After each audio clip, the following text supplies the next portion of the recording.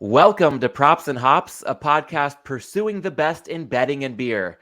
I'm your host, Matt Landis, and this week it's an annual rite of passage, the Props and Hops Baseball Extravaganza with dear friend Conor Reilly.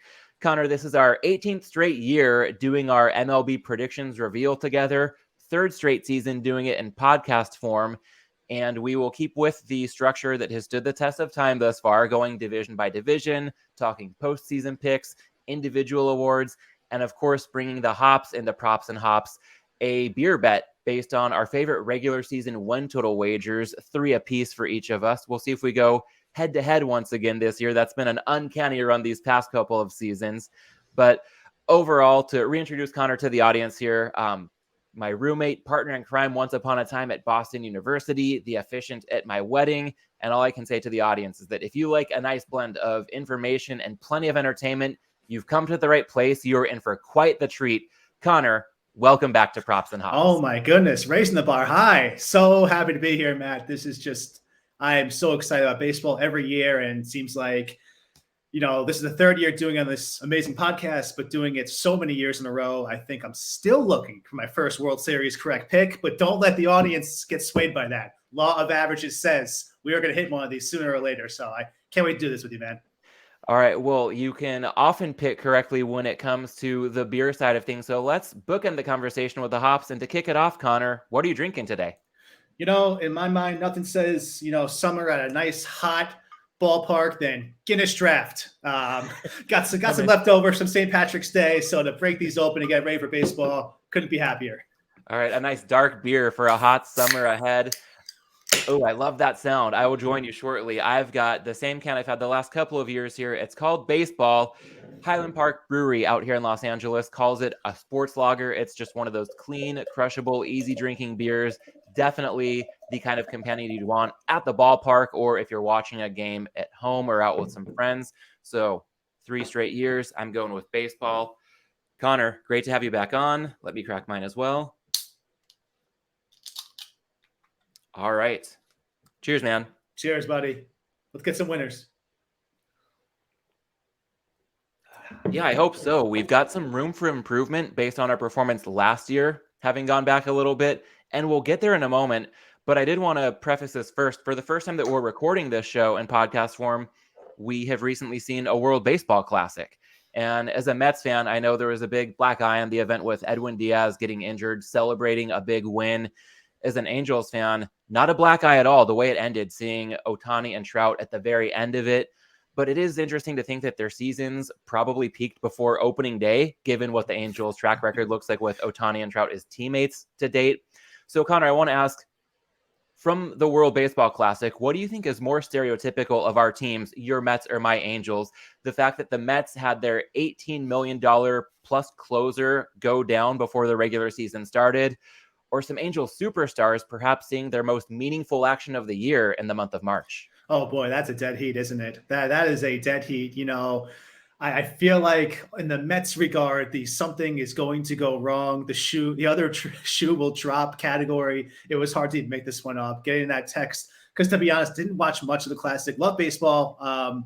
Maybe it was the coverage, the kind of the obscure channels involved in the broadcast of it. So I was following from a distance, but getting those text updates about wheelchairs being involved for Edwin Diaz in a celebration, you just think, oh boy, sounds like non-contact, sounds like something major. I guess trying to find the silver lining, at least it's not the arm, it's the legs, lower body. But really, if there was one guy who we really needed to come back from that Classic, would have been Diaz probably. So that was really tough. But like you always say, you've said for, 18 years of running with the Angels, so much sizzle, not always a lot of steak. So I totally hear what you're saying there too. I did watch that entire at that, Ohtani versus Trout. I enjoyed it. It was interesting. But overall, the Classic, I could take it or leave it personally, but really tough here about the injuries, not, as we'll talk about, not just Diaz, but also Altuve going down.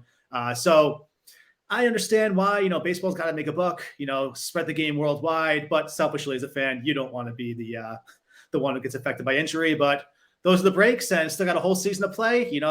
Whoever's healthy is going to play, and we'll see what happens. Yeah, I hear you, especially as a Mets fan, having mixed feelings at best when it comes to the Classic. And even as an Angels fan, as captivating as that final at bat of the tournament was, I think that some of the optimism people are taking away from the tournament is because of that storybook ending.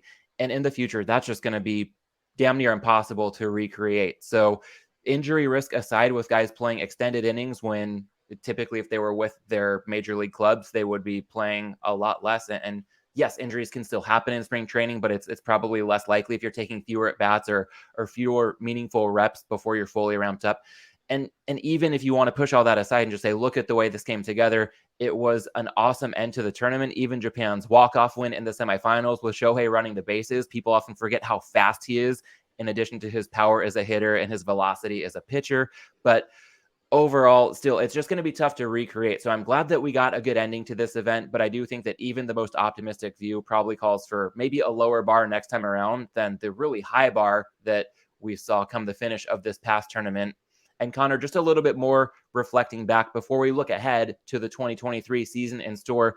I always like to think of it as our retreat to move forward, to quote 30 Rock, looking at last year's results to kind of lay the foundation for what we're about to dig into. And going by divisions last year, we didn't do so hot. I did have the Braves winning the National League East, and you picked the Mets. That was just a razor thin margin. I mean, the Mets, a 101 win wild card team. I Tough think last you at week least there. deserve Tough some last credit week. for the Mets as your division winner pick, given that they got into the triple digits with their win total. But yeah, NL East went to me by a hair with Atlanta. When it comes to the NL West, the AL West, we both got the Dodgers and Astros respectively. I feel like we really went out on a limb there. And that's it for our division winners in 2022. Oof, yeah. That's probably why I'm so eager to get this one done, because last year, some rough swings and misses on your boy's part. But last year I really sat down, really did a lot. I think it was paralysis by overanalysis. Is that it? I think I really bogged myself down, and I think I'm seeing it a little better this year. A little more natural, a little more go with my gut, not so much the research, the articles. So I'm ready to get this started. I do appreciate the preparation that you bring to the table, because as much as I prepare for this show, and I did do the prep that I could entering this conversation, I've just been coming off of the NFL season, getting ready for the NFL draft, and a lot of other things going on. I feel like you are much more well versed, especially in terms of player transactions and the offseason, who's on what team, anything like that. You're going to know a lot more than I am. So I think that brings a good element of balance to the conversation. And while that didn't serve us well last year during the regular season, I'd like to say that it served us a little better in the postseason. Can't say that's the case. In the World Series, you had the Mets over the White Sox. I had the Dodgers over the Rays. Of course, in actuality, it was the Astros over the Phillies. So from a regular season and a postseason standpoint, I think it's fair to say that we both struck out. Although, I don't know, maybe Conor, you at least got the ball in play because you did have both the Padres and the Phillies winning a playoff series. Yeah, we'll take that. I think there's just this there's this subtle desire for us at least, with our expertise, to go beyond what you can read, in the Sports Illustrated preview, on the ESPN preview. Taking the Astros last year, it's just a little too blasé. So I think we had this subtle urge to kind of go beyond and try to take some bombs in this. Sometimes it pays off, and sometimes last year happens. Maybe I didn't learn my lesson, because I can tell you I'm not picking the Astros. I'm not picking chalk for the World Series. And usually that's how I skew. So perhaps it's me just, burning myself again with these preseason picks. But one of these days, to your point, if it pans out, then maybe we'll feel a bit smarter than we actually are. So we'll definitely have some fun with it. And also looking back on last season, not just the divisions and the regular season or how the postseason played out from an individual award standpoint. Once again, this one I don't think calls for as much criticism, because these are much more shots in the dark, but we did not identify an MVP or Cy Young Award winner. So I feel like this season, almost a bit of parallel to the hot seat that Phil Nevin is on with his one-year contract as the Angels manager. The pressure's on, but it's especially on me, because when it came to our beer bet last year, you took it in a landslide. I do want to give credit where it's due. A clean 3-0 sweep, going with Baltimore over 62.5 wins, Arizona over 66.5 wins, and San Francisco under 85.5 wins. Somehow you and I went head to head on two of those teams. I went 0-2 against you when it came to Arizona and San Francisco. And Add on Tampa Bay coming in under 89.5. It was a clean 0-3 for me compared to that 3-0 for you. So I really hope that you enjoyed your care package sponsored by Monkish Brewing Company.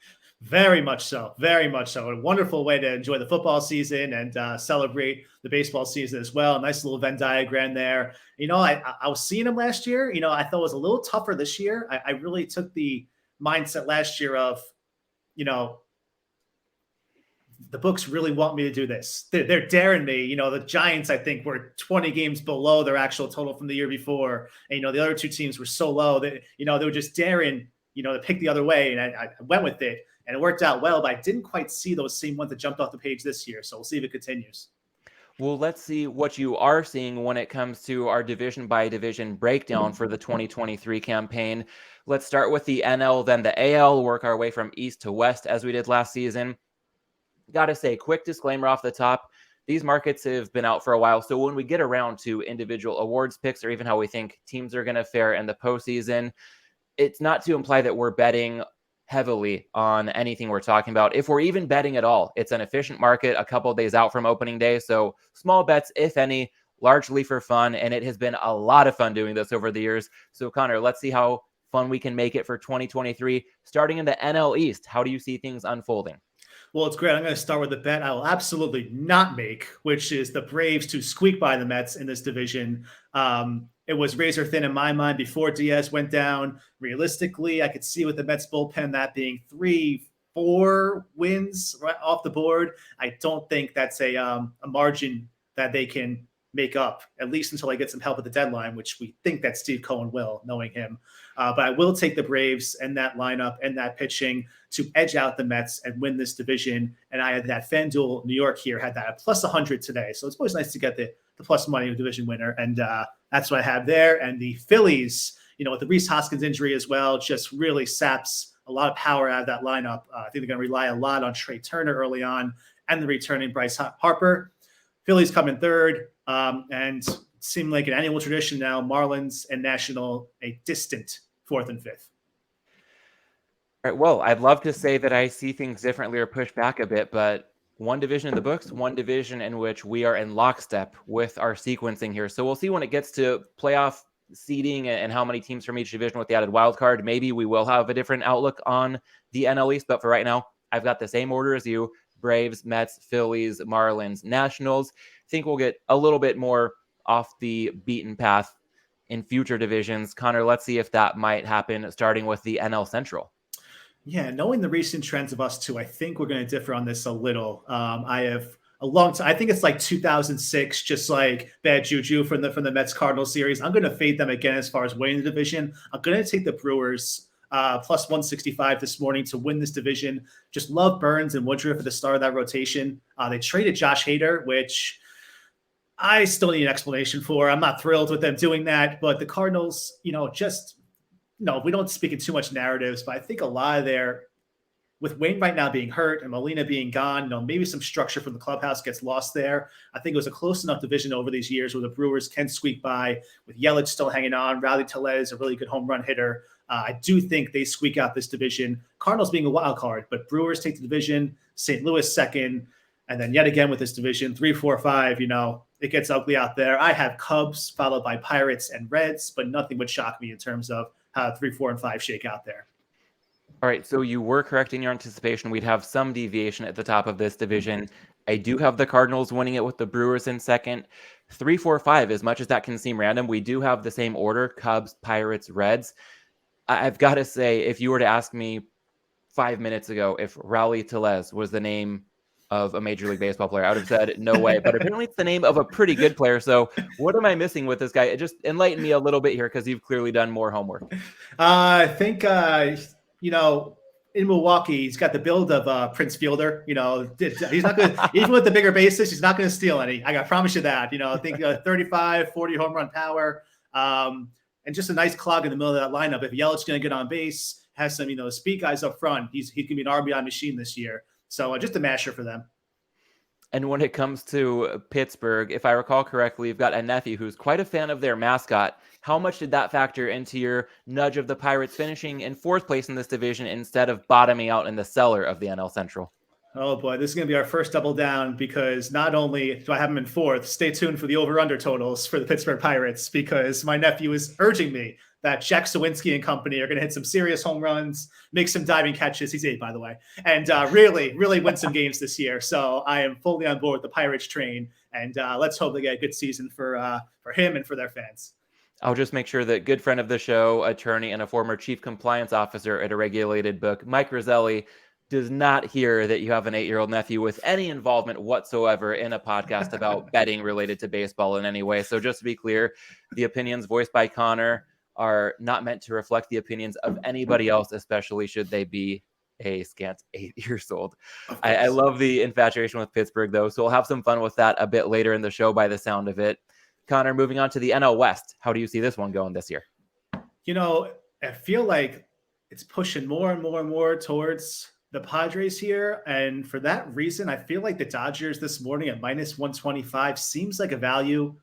Betts is not going anywhere. Freeman's not going anywhere. They got a tough injury with Walker Buehler there, but I still see the pitching, and I think they'll get the players that they need at the deadline if they need them. And I just don't like the vibes with the Padres ever since that Tatis suspension. I feel like no one really had his back. He gave him no reason to have his back, but just they seem like a really messed up clubhouse right now. And I'll just take the structure. I'll take consistency. I have no problem playing Dodgers 1, Padres 2. Then, of course, a lot of distance. And I have Giants, Diamondbacks, Rockies 3 through 5 closing this division out. All right. So the most discrepancy yet for us. I hear you on the Tatis concern, some stuff off the field, of course. Maybe it's my bias being born and raised in San Diego and seeing how fun it was last fall when Petco Park was electric as they took down the Dodgers and even had a good series with Philadelphia, fell just short of advancing to the World Series. But, my heart and part of my brain, the more I think about it, isn't too bearish on the Padres. I'm going to go ahead and say that because the Dodgers dealing with the injury you mentioned to Buehler, and then just relatively speaking, for being such a big spending team this year, they're always in the hunt, but this year more than others in recent memory, it feels like less of an all-in type of season for them, if that even makes any sense. I mean, again, they're still very easy to argue the best team in the National League, but maybe for the sake of some chaos, going with my heart a little bit, I'm going to say Padres claiming the NL West, Dodgers coming in second, and then also a bit of a mix-up lower down on the totem pole. I have Arizona in third, San Francisco in fourth, and then, I think it's pretty safe to say that the Rockies should probably bring up the rear. Conor, let's pivot over to the American League, again going east to west. How do you see the AL East shaking out in 2023? All right, going to have some fun here on this one. AL East, I have the division with all the Yankees starting pitching injuries and lineup injuries. I have them taking a tumble here, and I have the Toronto Blue Jays sneaking through and winning it. I had them at plus 200 this morning on FanDuel. And then I have the Rays. I have learned my lesson, Matt. The Rays in second place, locking up a wild card spot. I'm not spending another long 6 months rooting against Tampa and having them make me very cranky. The Blue Jays, followed by the Rays, then the New York Yankees, followed by the Baltimore Orioles, and way down below, times have changed in Boston, the Red Sox, way down the cellar. All right, so the bottom of the division, we've got plenty in common. At the top, I love that you have deviated a little bit. I do have Tampa Bay in second and making the postseason, so we've got that in lockstep as well. If I can safely assume that you'd have your second place team in this division making the playoffs. I do have the Yankees winning the division. Again, kind of like the Dodgers, maybe less bulletproof than we've assumed entering previous seasons, but still, it was just tough for me to put anybody ahead of them. And I'm glad that Tampa Bay has risen in your eyes. I got burned last year taking them over 89.5, but I still have so much respect for the way that they're run as an organization. So I like them to come in second. Toronto, plenty of talent. Picking them to come in third may well look foolish in very short order here. So this is pretty low degree of confidence, but thinking through the AL East, just going with my best guess at this stage, Yankees, Rays, Blue Jays, Orioles, Red Sox. To your point, it's crazy to see how much the Red Sox seem to have fallen in just a few years. You were very bullish on them, I think, last time we had this conversation. So it's interesting to see kind of a first to worst, if you will, when it comes to your outlook on Boston year over year. Yeah, I just, so much bad vibes from the fan base, even going back to that Mookie Betts trade. I don't think they've ever really just gotten trust in the organization. Now they've let Bogarts go. It's nice they wrapped up Devers, but talk about just a lineup that used to just be stacked 1 through 9, and now it's just Devers and the Lennon Misfit toys. So it's going to be tough for them to win these games, especially in this ruthless division. Yeah, it's weird to think for the first time in my baseball life, if I'm recalling correctly, every team but the Red Sox in the AL East, you could say, has aspirations of contending. Not the same story if we look at the AL Central. It's hard to come up with more than 1 or 2 potential contenders in this division. Of course, surprises always happen over the course of a 162-game season, but a division without perhaps as much luster is the AL East. Conor, how do you see the AL Central going down? Well, much like you said, there's no clear-cut, winner for me here, so I might as well go with a little bit of a bomb here at plus 300. Chicago White Sox winning this division. Gotta give you some credit. I feel like you were all over the Tony La Russa debacle way before anybody else was. It was a year early, but it came through big time. Oh my goodness! So now that he is out, maybe that some organizational structure changes, a locker room more under control, more with the times. They got some great pitching up front, led by Dylan Cease, and the lineup. They let Jose Abreu go, which got a lot of negative publicity, and it's really going to hurt their lineup. But Andrew Vaughn should be able to step in admirably at first base. They still have Eloy Jimenez, who, if he taps his potential, could be an incredible player. Same for Luis Robert. I will take the White Sox in a division that I'm really not impressed with across the board. The Guardians I have in second. They had a great year last year, courtesy of the Mets players that got traded for Francisco Lindor, really just solidifying the middle of the lineup like you hope a foundation would. I do think they come down to earth a little bit, both Jimenez and Rosario, but I do have them in second place for a wild card, purely out of respect for Francona and everything he does as a manager. So White Sox, Guardians, Twins in a close third, Tigers and Royals in a distant fourth and fifth. All right, so kind of like the AL East, my first place team, not the same as yours. And in fact, I have flip-flopped. Your winner is my third place team. So to clarify things here, you have the White Sox, Guardians, Twins, Tigers, Royals. I'm going to go with the Guardians pulling it off. Maybe I'm a bit biased having just watched Major League, but Cleveland baseball has a soft spot in my heart every year at this time when I watch that movie. It's my all-time favorite. And to your point, plenty to build on from last year. So I've got the Guardians, Minnesota in second. The White Sox, who you have winning the division, I've got in third. But between those three teams, it's really tough to make the case for too much separation. And then I, too, have Detroit and Kansas City bringing up the rear. Conor, that takes us to the sixth and final division, the AL West, where my heart resides with the Angels, as much as they seem to rip out my heart every single season, regardless of whether or not they've got the two best players in the game. Last year, you got my hopes up a bit, and I appreciated the sentiment, but it didn't really have much legs. After a surprisingly hot start, things just took a sharp nosedive in mid to late May and never really rebounded. What's your outlook for the AL West this year? Well, if the Angels turn around this year, I will not be part of the party, unfortunately. We're taking the Astros. After some decent shots with Toronto and the White Sox, we're going to take the Astros, get a little more stable in this division. I just see no reason, even with the loss of Verlander to the Mets, I still think the gap is wide enough for now between them and some teams that are charging up pretty quickly. I do have the Mariners not falling too far, sneaking out the final wild card spot here. Astros followed by the Mariners, then your beloved Angels, followed by the Rangers and Athletics. But I am a little worried about that Rangers in fifth place. If DeGrom's going to be healthy, I do have a little star on them. I think they're plus 1,000 in this division. I won't go that far, but to make the playoffs, may put a little stake in that. All right. Well, we are eye to eye on the AL West, just as we were with the NL East. So I guess the two divisions where our favorite teams reside, your Mets and my Angels. I'm looking really quickly. I think those are indeed the only two where we have the same order 1 to 5. Just so tough to deviate from Houston. Like them or hate them as an organization and a lot of what they've done in recent years, it's tough to dispute how good they are on the field and how they've just totally stacked that organization in terms of baseball talent that you can bank on between the lines. Seattle really took a step up last season, and I think it seemed pretty sustainable. So I have no qualms putting them in second. Hope I'm wrong here, but that would leave my Angels in third. And then, like you said, Texas, then Oakland. And last year, I think we talked about a lot of difficulty finding separation near the bottom of this division. The A's, kind of like Tampa Bay, seem to exceed expectations a lot, but this seems to be the year where they're just apparently waving the white flag before the season even starts. So even with the scrappy history that they have, I think that maybe, to your point, Texas a lot more upside, and it's really tough at this point to see Oakland finishing anywhere but the cellar in that AL West.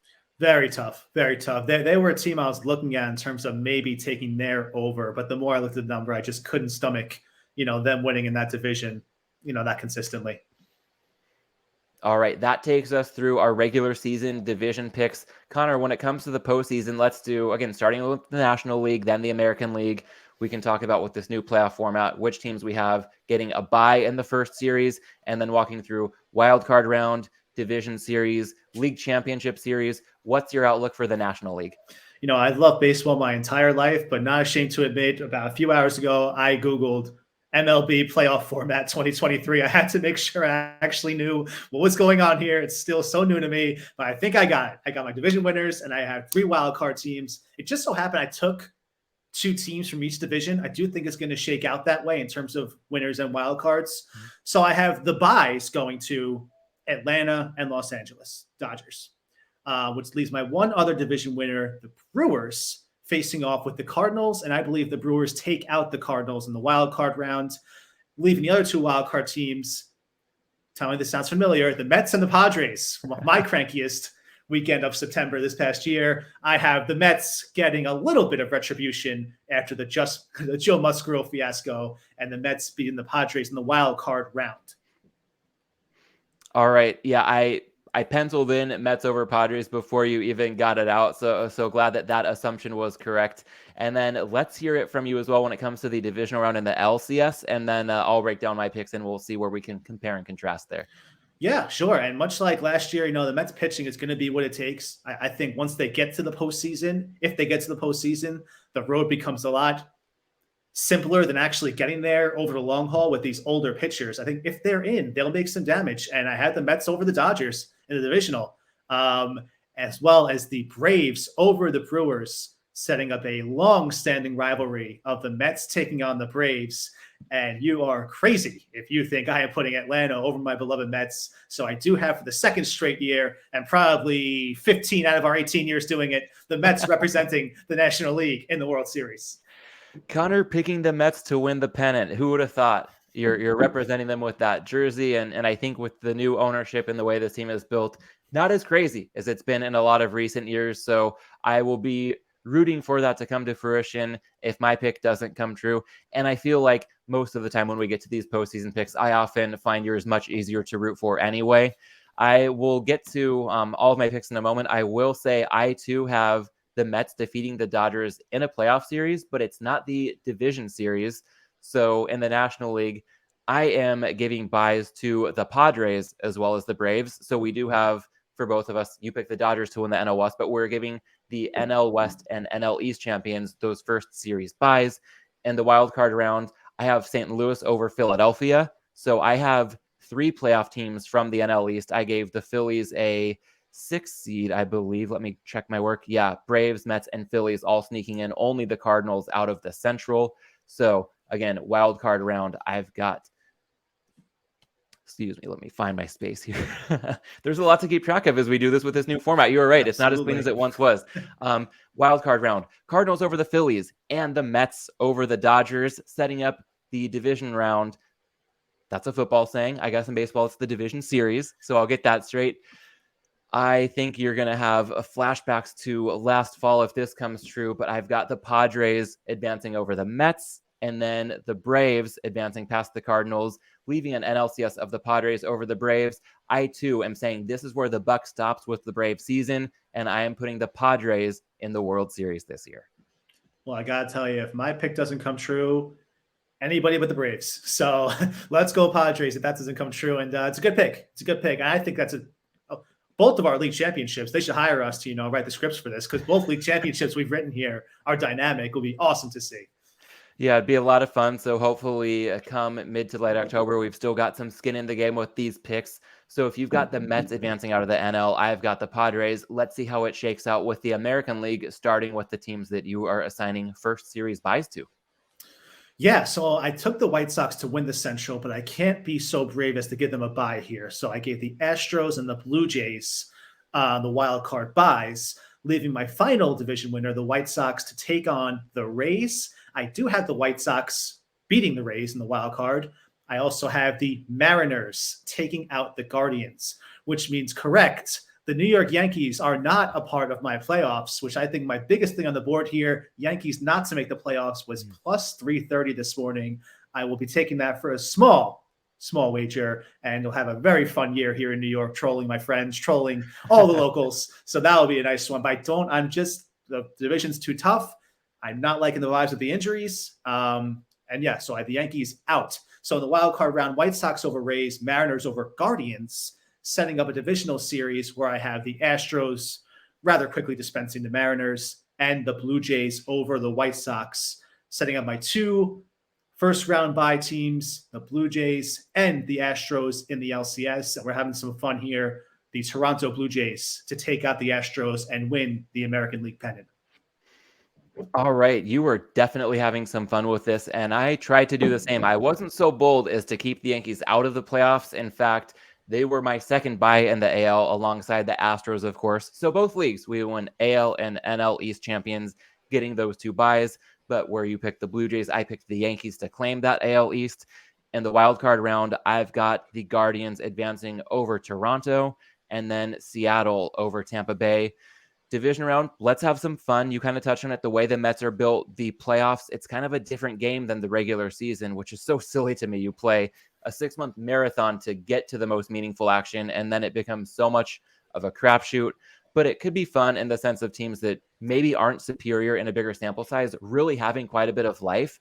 And that's my way of saying, I'm going to pick Seattle to knock off Houston in the ALDS, and then the Yankees advancing over the Guardians. So a league championship series, giving me flashbacks to the first postseason I recall as a fan, a very memorable Mariners-Yankees series. I think that was the ALDS, the first year the wild card was in effect, but that was a fantastic walk-off at the Kingdom for Seattle. No longer at the Kingdom, but I do like Seattle to once again knock off the Yankees in the playoffs, creating a Padres-Mariners matchup in the World Series. Oh, wow. The West Coast will rejoice for this one. Yeah, it's been a while since Seattle has knocked on that door, but it's a really fun team. I don't fault you at all. I think my MVP pick will make those fans happy as well. But some really nice playoff matchups painted by both of us here. Hopefully they come true. I hope so. I know that the Fox Network executives would shudder at the thought of a Padres-Mariners World Series compared to some of the bigger markets in play, or even a team as polarizing as Houston is probably going to rate well between its own fans or a lot of hate viewers. So might not rate the best, but I think it could be captivating for a lot of other reasons as a baseball fan. Conor, looking at the World Series, who do you have winning it and in how many games? Well, the road comes to an end here with the Blue Jays over the Mets in 6 games. I just think they're young talent. With the Mets, it's just so classic that in the playoffs, it comes down to bullpen closers having the guy to get it done. And, for them to lose the heart and soul of that bullpen, I think will be a little too much to overcome when the lights shine the brightest on that stage. So I do have the Blue Jays over the Mets in 6 games. Wow. So the Blue Jays are going to be the team that really separates us here, because while I have them in the playoffs, I have them finishing 3rd in the AL East and bowing out in the wild card round. And you've got them going all the way. It would be fun to see. Very easy team to root for. Do they still have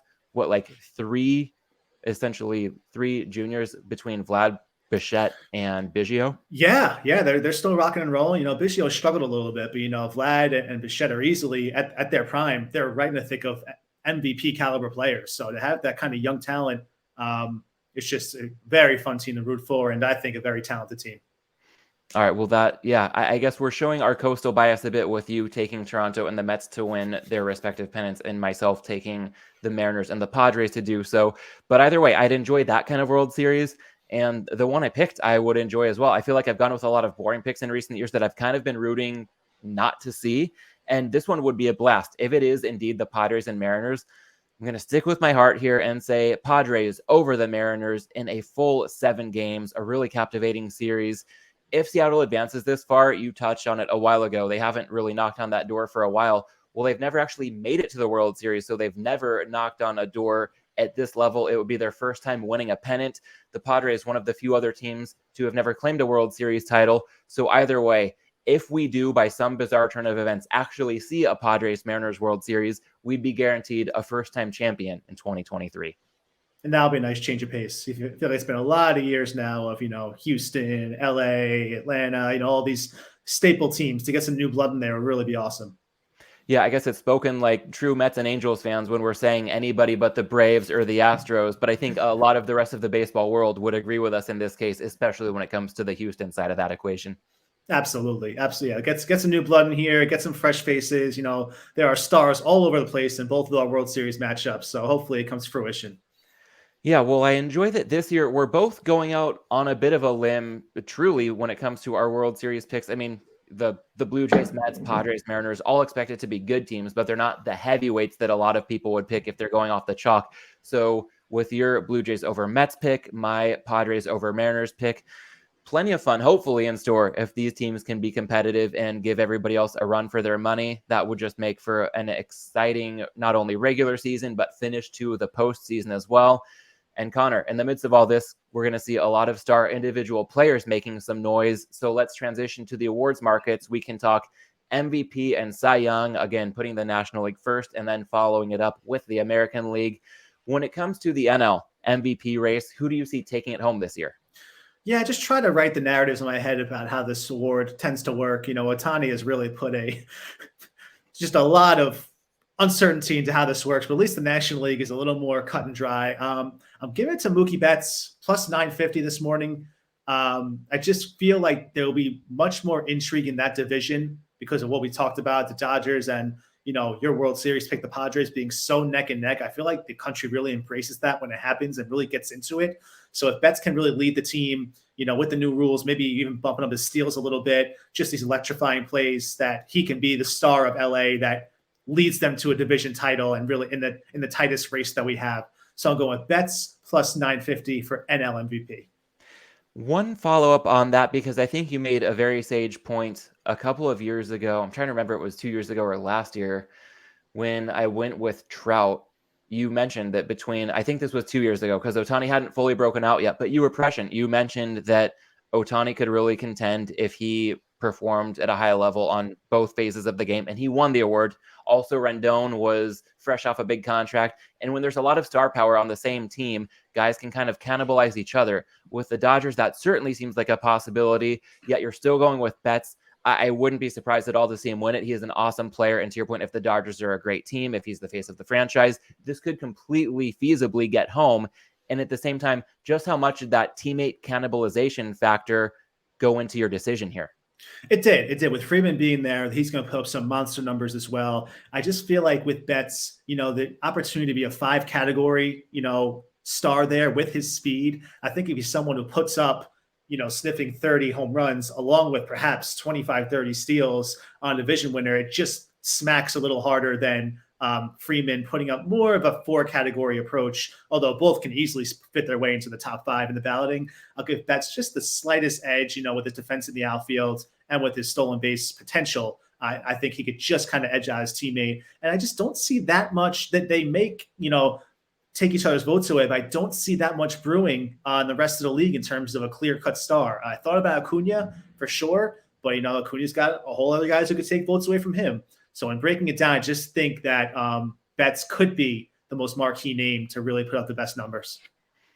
Yeah, I think that's a good, strong argument. And just because I asked you that follow-up question doesn't mean that I'm shying away with a team with some star power as well, because my pick, Nolan Arenado, 14-1, and his offense speaks for itself. Defensively, he's an all-time great, and I think that could be magnified with some of the rules changes this year. And I'll ask you about some of the rules changes in a minute to get your thoughts on those as a fan. But if we're more likely to see more balls in play, the way Arenado defends the hot corner, that could just really, keep him top of mind for a lot of voters when they're making their decisions. And if this is correct, just like your Dodgers pick with some other star power on the team, if Arenado wins it, then the MVP trophy wouldn't be traveling far from St. Louis, just going across the infield from Paul Goldschmidt, having won the award last year. That's right. Yeah, that'd be very interesting. And yeah, he is, as you said, the WAR numbers get beefed up a lot with his defense, just the ability he has to save runs, put up highlight reel plays. If I had the Cardinals winning that division, I know, as we've seen, winning does not always mean MVPs are made. But I do think just with the marquee of the Dodgers and Padres, Betts will get a little more attention. But if the Cardinals do what you think they're going to do, absolutely he's in play.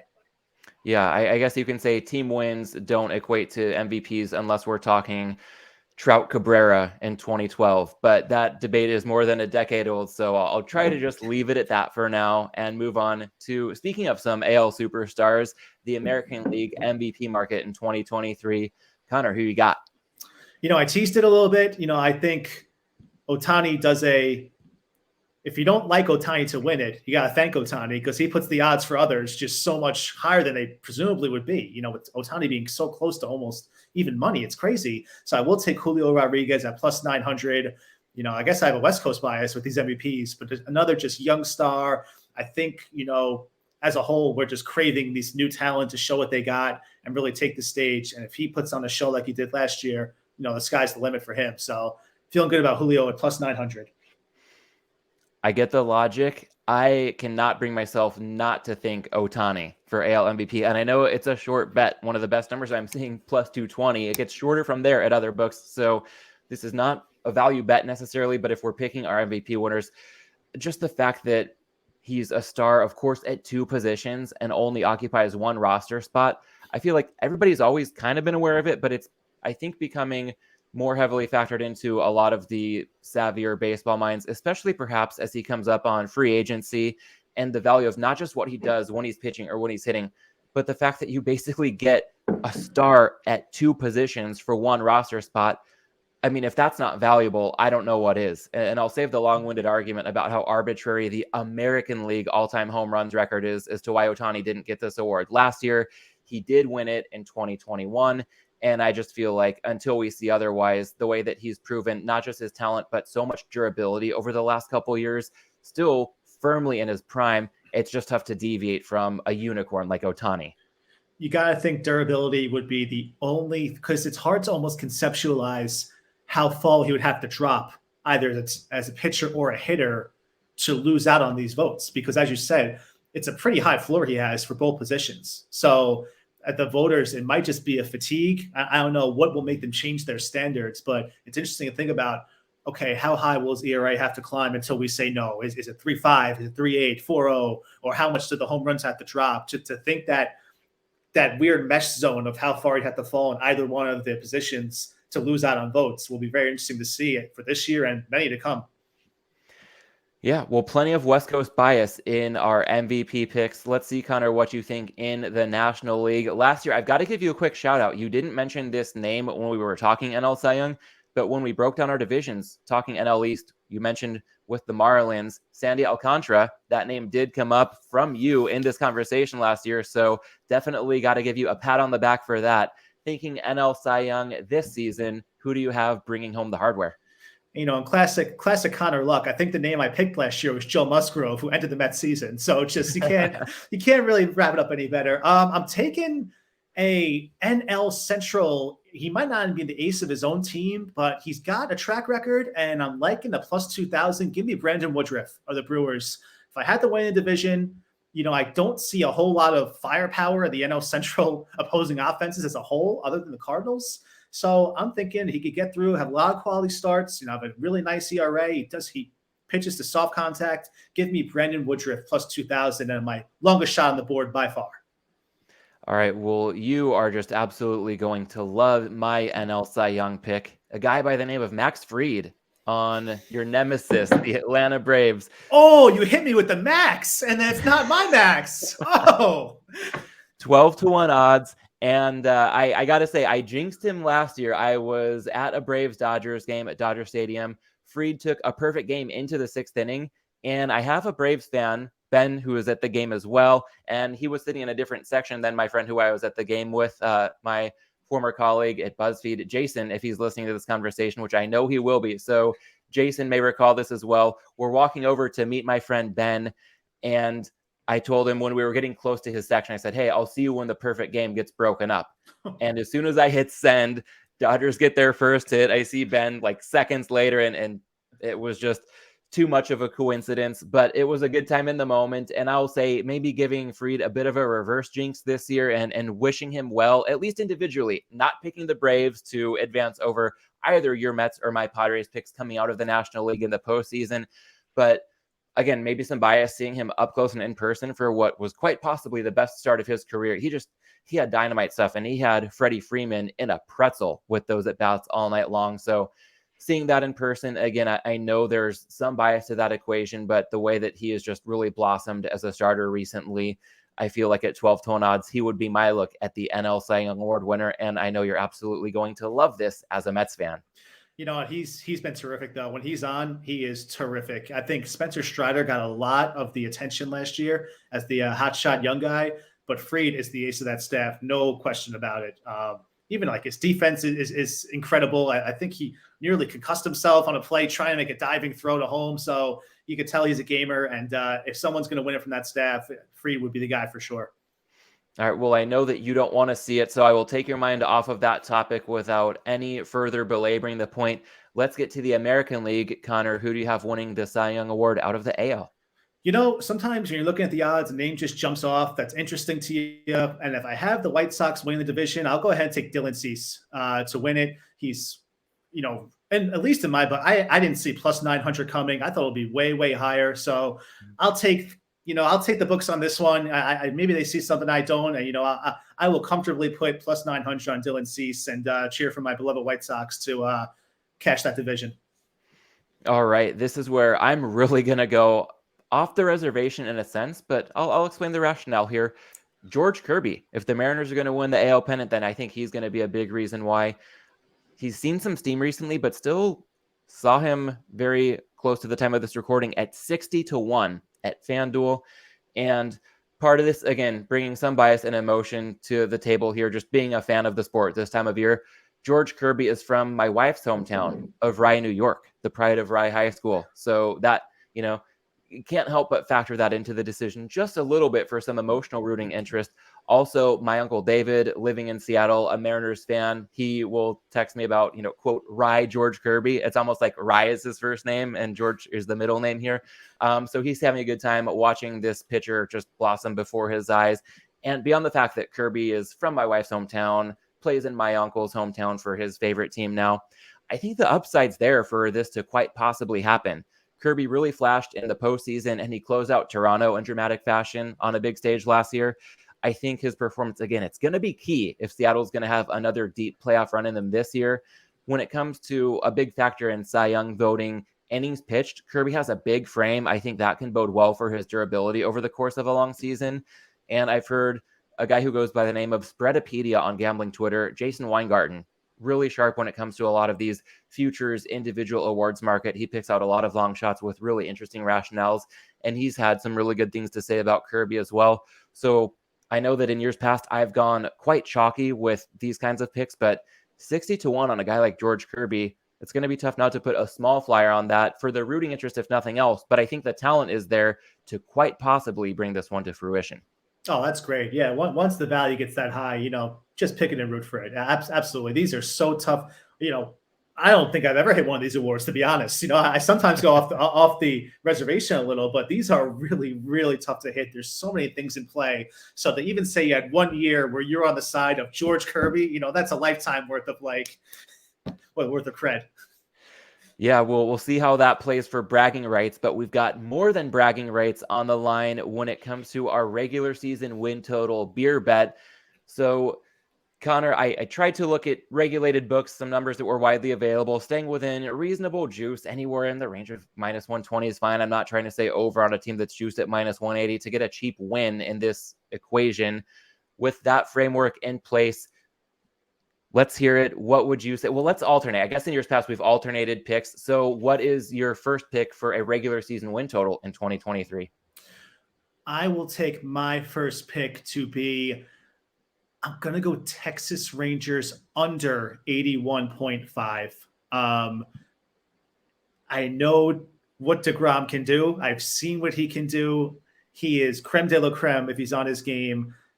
I just haven't seen enough of him on his game firsthand. So if he is anchoring the whole thing, there's so much fluctuation that could happen. But if I had them finishing in fourth place, I can't have them winning more than 81.5 games. So I will go Rangers under 81.5. All right. For my first pick, I am going to go to the National League West and take the Arizona Diamondbacks over 75.5 wins.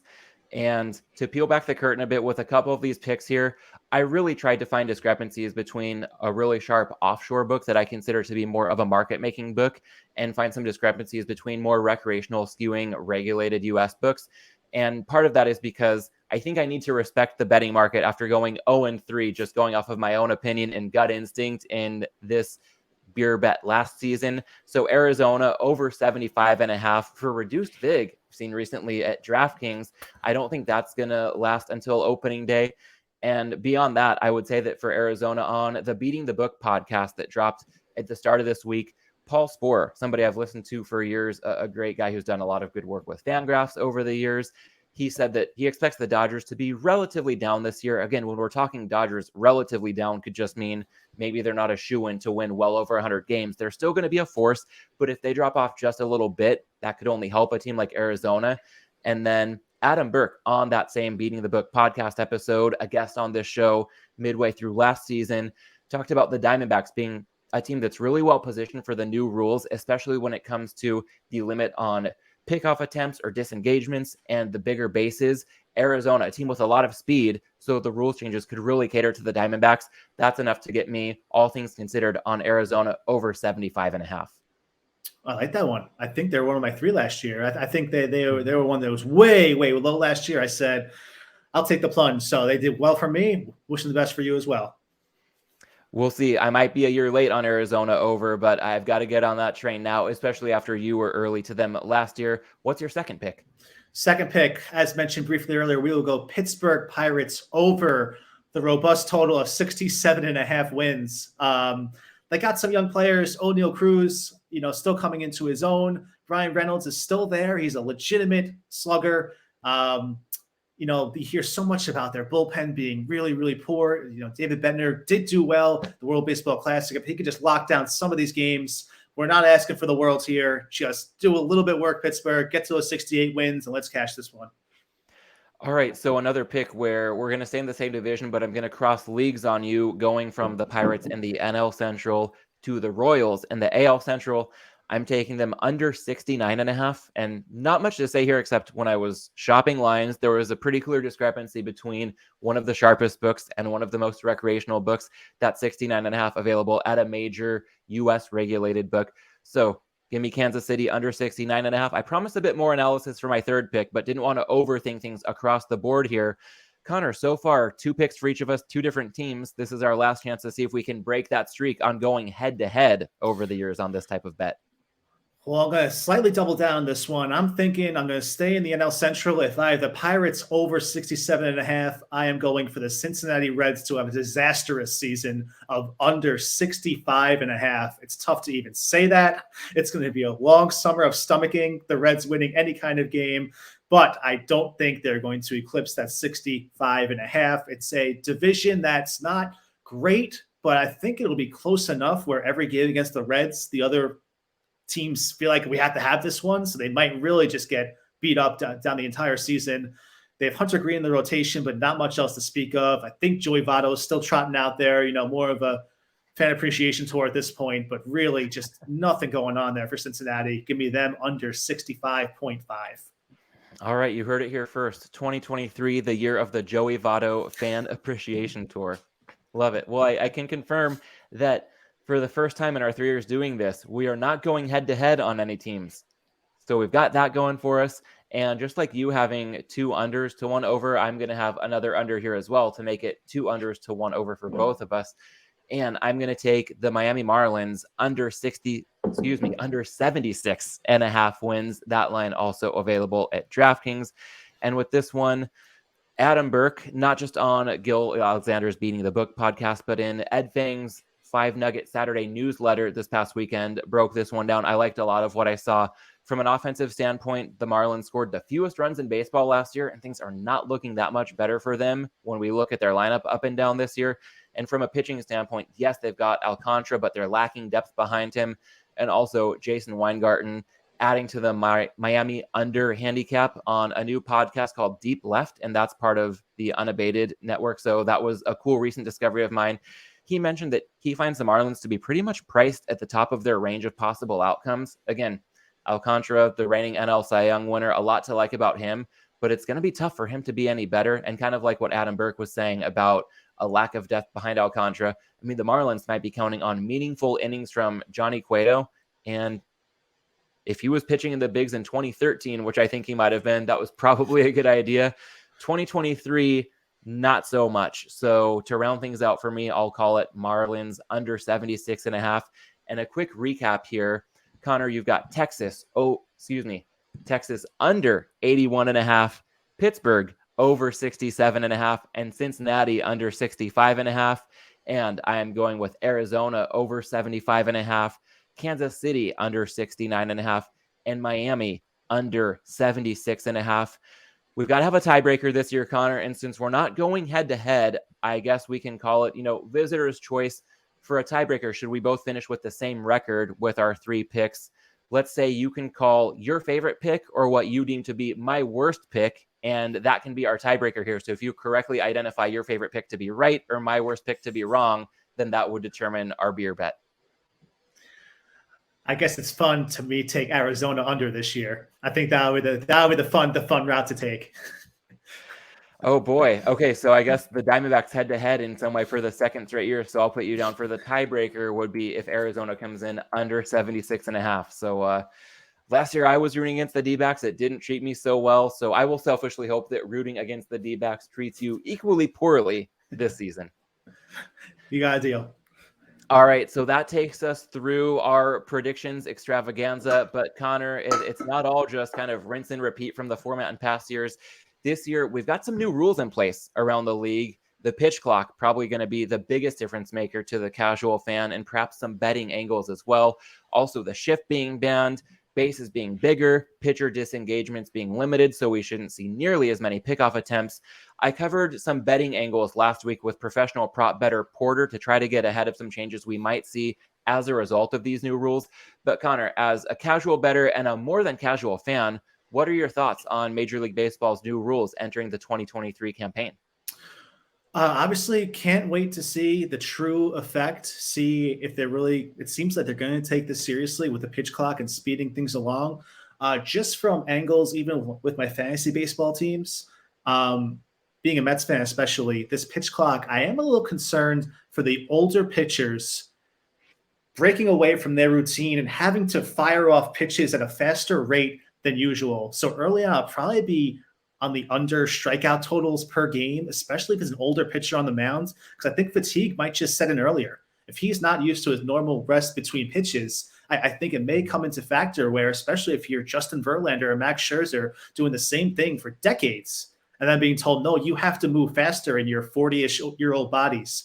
So I'm thinking veteran pitchers might have strikeout totals suffer and might not go as far into games than maybe they are used to.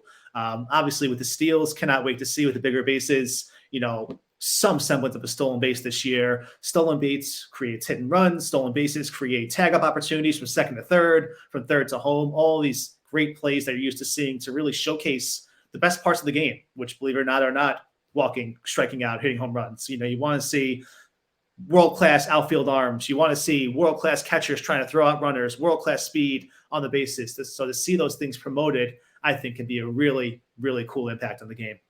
Yeah, you touched on it there. My biggest takeaway, keeping it pretty high level at this point until we really see what transpires on the field in games that count, would be that on one hand, football is a sport where I think the analytics movement has really made the game viewing experience way more enjoyable. More coaches going for it on fourth down instead of kicking field goals or punting, more passing in general instead of running.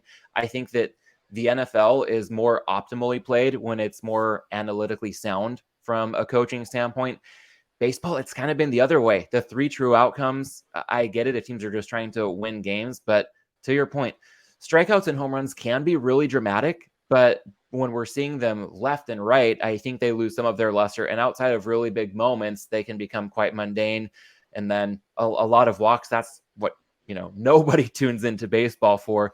So I think just seeing more action, more balls in play, more activity on the bases, Not sure yet what that's going to mean for everybody who's betting on this stuff. I think one of my takeaways from talking with Porter last week was if you do think it's going to be meaningful, you probably want to consider getting down on it early before the market more fully adjusts, because by the time we have a big sample size and everybody really knows what all this means to a more scientific degree, then it's going to be priced into an efficient marketplace. So if you've got an inkling from a betting standpoint, maybe go out on a bit of a limb early on.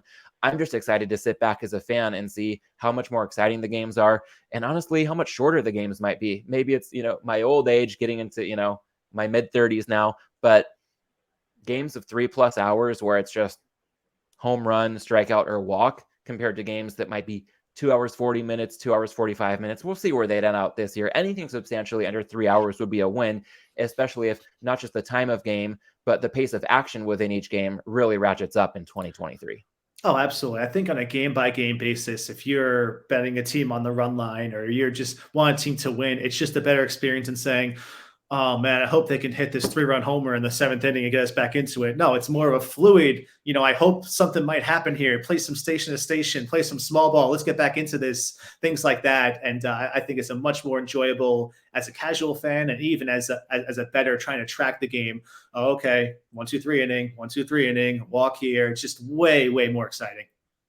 Yeah, I haven't looked at it yet, but I think I saw an edit of a video and somebody was showing, I believe side by side, was one pitcher over the course of one at bat, and he was working really slowly and it was really boring.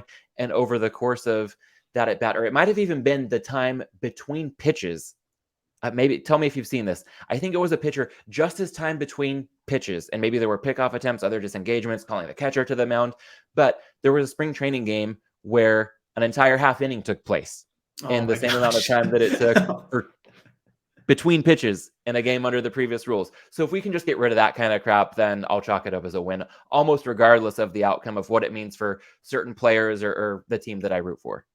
Yeah, absolutely. Yeah, totally. It's just there was way too much predictability. Even if your team was winning a game, it was like, okay, I hope we keep this lead. It was just you didn't anticipate a whole lot happening other than the standard, you want to call it 3 outcomes, but just to know that there's so much in play. Like, okay, your outfielder has a bad arm now, it's going to get tested. He's not going to just watch a guy get walked, then strike out, then a home run. No, that ball is going to be in play. He's going to there's no hiding any fielder. There's not as much hiding of fielders, if you will, with this, including catchers.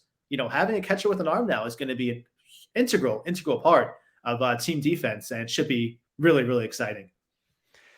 We got some exciting change coming to baseball. Conor, I can't let you go as a Jets fan without also talking about what seems to be a foregone conclusion of a change coming to the NFL world as well. Aaron Rodgers, not yet a Jet, but it seems like it's pretty much written down in ink that he will be come the first snap of this coming season.